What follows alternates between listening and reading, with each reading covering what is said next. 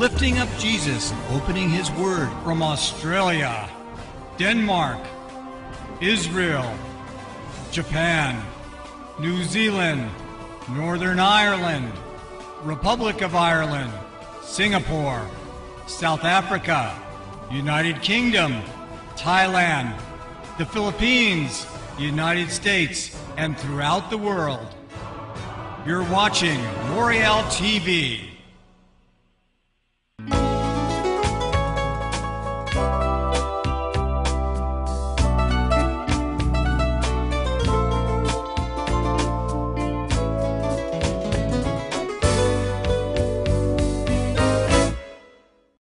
Hi, this is Tim from Moriel TV and Moriel Radio, here with Jacob Prasch, live via Skype. Jacob, one of the believers had the question based on the book of Esther, chapter 2, verses 1 through 4. Did Esther do the right thing by participating in a pagan beauty contest and becoming a part of Xerxes' harem? First of all, she was part of a captive people who were taken captive by the Babylonians and semi-liberated by the Persians, who were benevolent to the Jews. As far as being in the harem, she didn't have a lot of choice. It was the Lord who got her out of the harem and elevated her. Now, there's a typology in this we explain on our teaching on the book of Esther. Even in rabbinic thought, ancient rabbinic thought, while most types or shadows of the Messiah to come are men, Esther is an exception. She brought redemption. It uses the term redemption in Hebrew to the people, and she went from a place of captivity to a place of exaltation in a single day because of the will of the king. Again, there's a typology in the book of Esther, much typology. The description of the ancient Persian court in the first chapter of the book of Esther, from a literary perspective, is employed by the book of Revelation, is used in the book of Revelation to portray the celestial court in heaven, and so forth. Let's put those things aside while bearing them in mind. Esther had no choice whatsoever.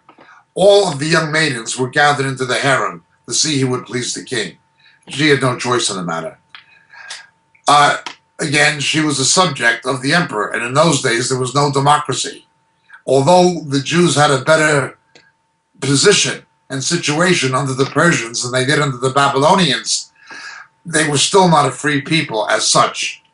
Secondly, as far as the beauty contest, there is nothing in the text indicating that it involved any kind of pagan worship or sacrifice, nothing. It was simply a beauty contest to replace Queen Vashti. And again, there's a typology in this with the two women, which we explain on the Esther tapes. Is it wrong for a Christian today to be in a beauty pageant? Well, there was not long ago, as we know, I think it was a Miss America or a Miss Universe, who was a Christian, extremely pretty young lady, but a committed Christian. And because of her position on same-sex marriage and regarding homosexuality and lesbianism, she was disqualified or removed, even though she'd won the contest fairly and squarely.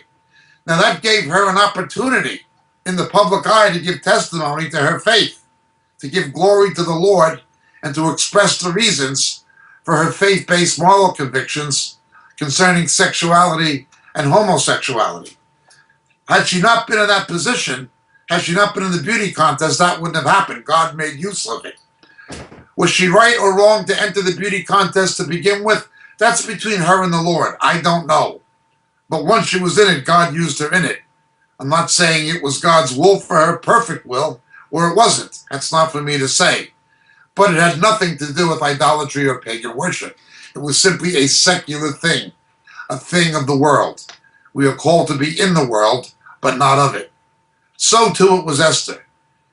There's no indication it was anything other than a purely secular venture that did not involve pagan worship. We must not read into the text things it does not say.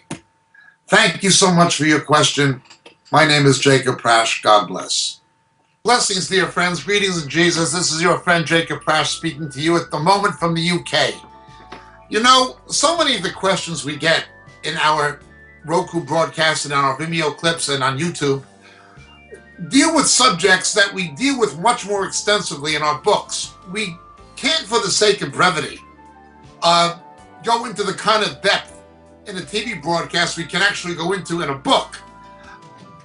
But so many of the questions come from material that are expounded in the books on a much more broader scale that it's almost frustrating sometimes that we can't spend hours and hours answering the questions that are given to us. Obviously, practicality dictates that's not a possibility. The books are there. They're available.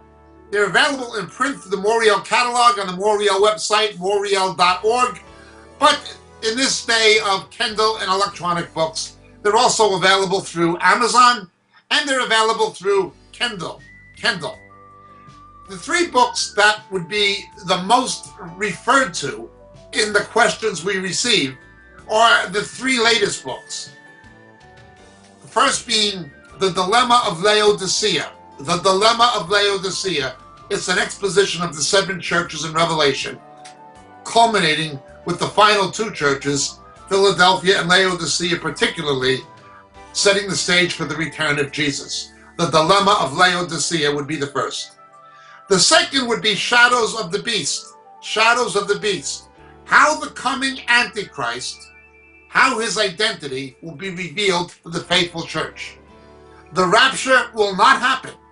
Will not happen, absolutely not happen, until the faithful church knows who the ultimate beast of Revelation is. That is the Antichrist and also the false prophet. How the identity of the coming Antichrist will be revealed to the faithful church. Shadows of the Beast, the second book. And the final and latest one, Harpazo. Harpazo. What the scripture actually teaches about the rapture, the snatching away which takes place between the 6th and 7th seals in the book of Revelation. So these three books, The Dilemma of Laodicea, Shadows of the Beast, and Harpazo, all available on the Moriel catalog, all available through Amazon, and all easily available electronically by Kindle. Thank you so much, dear friends. God bless. May Jesus be with you.